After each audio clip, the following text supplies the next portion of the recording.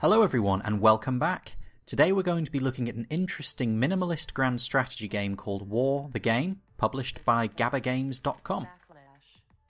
War the Game appears to be an attempt to create a very easy to learn, simplified grand strategy game that still offers challenge and meaningful content.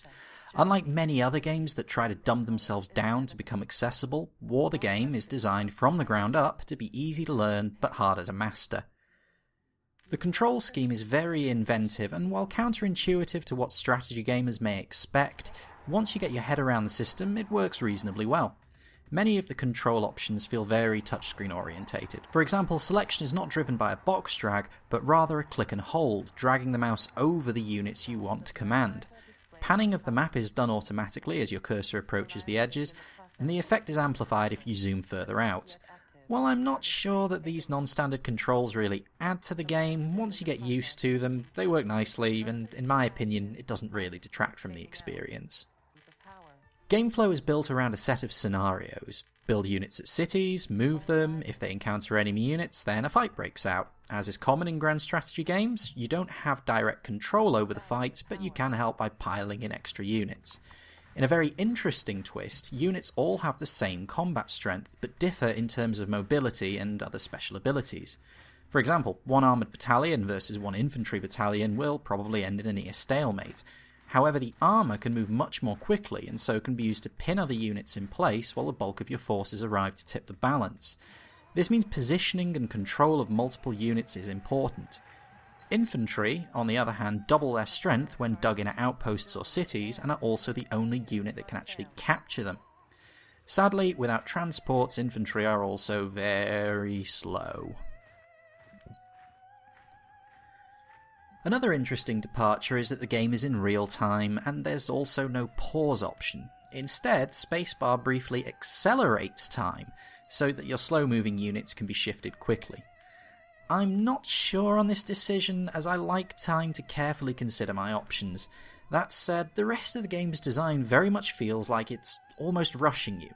The goal seems to be, rather than playing a game that lasts hours and hours and hours burning slowly, you pick up a scenario, you play it, you complete it, and if you want to keep playing, you just pick up another scenario. As such, while I don't like the absence of time controls, I will admit that the decision does seem to further a very intentional design choice, rather than their omission being a mistake. And for the most part, that design choice can be summed up as minimalist and quickly paced. And that's pretty much the watchword for War the Game: minimalism. Despite being very much a grand strategy game, it's the bare bones of what one is. This makes the game quite hard to call for grand strategy fans. On the one hand, they may very much enjoy the basic, yet functional and satisfying gameplay, or it can also be enjoyed as a deconstruction of the genre. On the other hand, there just isn't the mechanical complexity to keep someone who's logged 200 hours on Hearts of Iron engaged. That said, it's $6.99, or your regional equivalent, so you'll probably get your money's worth anyway. The mission-based structure is also an interesting touch. While many grand strategy games do offer various scenarios, War the Game takes this one step further and puts in some missions that are actually more like puzzles than anything else. They put me in mind of the trick decks from the Magic the Gathering video game campaign modes, for those of you who've played that series. For people who don't like strategy games, there isn't much of a pull here, but I think the group that really benefits from this game are people who want to get into grand strategy games.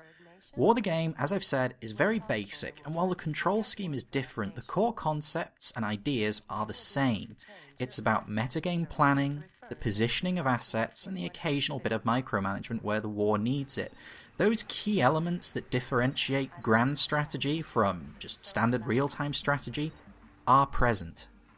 There's a total domination mode that was added in after release, but for the most part the game consists of a sequence of unrelated scenarios. Again, this seems to inform a very careful choice for how the player is supposed to approach the game.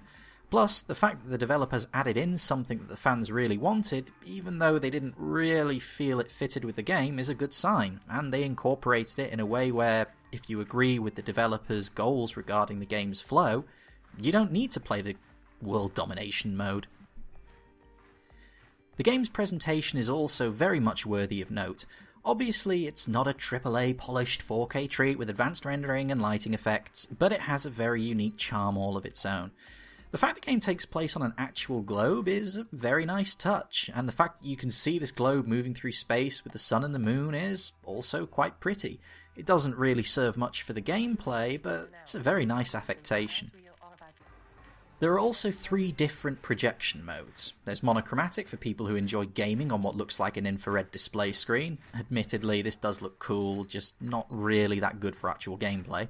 There's colour, which is what you see in most of the screenshots, and finally there's the default mode, which is unstable. If you think of the technology in the Alien movies, that sort of retro-futurism, you're not going to go far wrong. Basically, it switches backwards and forwards between the monochromatic and the colour filters, throws in scan lines and stuff like that.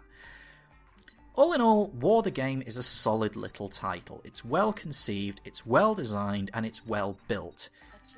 As with most grand strategy games, it's not going to be for everybody, but if you do have an interest in the grand strategy genre, you should certainly at least check out the store page.